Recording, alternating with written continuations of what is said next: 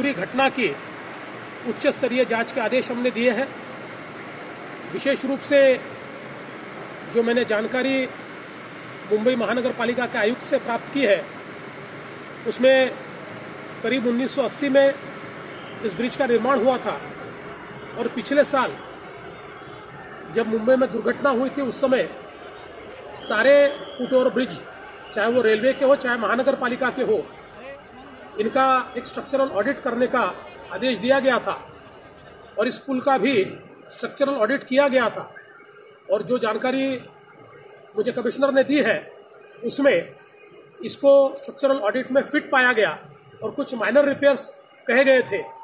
उसके बावजूद अगर ये पुल गिरता है और इतनी भीषण दुर्घटना होती है तो कहीं ना कहीं ये स्ट्रक्चरल ऑडिट के ऊपर भी एक प्रश्न चिन्ह निर्माण होता है और इसकी भी जांच की जाएगी।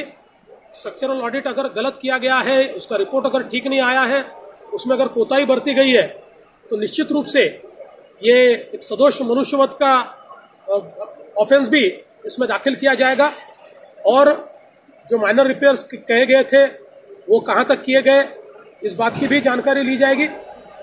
ये जो उच्च स्तरीय कमेटी है, इसके माध्यम से निश्चित रूप से हम लोग कड़ी से कड़ी कार्रवाई इस मामले में करेंगे। इसमें जिन परिवारों को क्षति भुगतनी पड़ी है उनके साथ हमारी संवेदनाएं हैं। जो इसमें जिनकी मृत्यु हुई है उनके परिवारों को 5 लाख रुपया मदद दी जाएगी। जो जख्मी है उनको 50,000 रुपया मदद दी जाएगी और साथ साथ उनका जो मेडिकल का सारा खर्चा है वो भी सरकार की ओर से दिया जाएगा। ये बहुत ही गंभीर घटना है और इसको बहुत ही सरकार ने सीरियसली लिया है और इसके तह तक पहुंचकर हम लोग जांच करके और जो दोषी है उनके ऊपर कड़ी से कड़ी कार्रवाई करेंगे। Unfortunate that in a blame game between parties, between governments, between departments, that the citizens of Mumbai are suffering.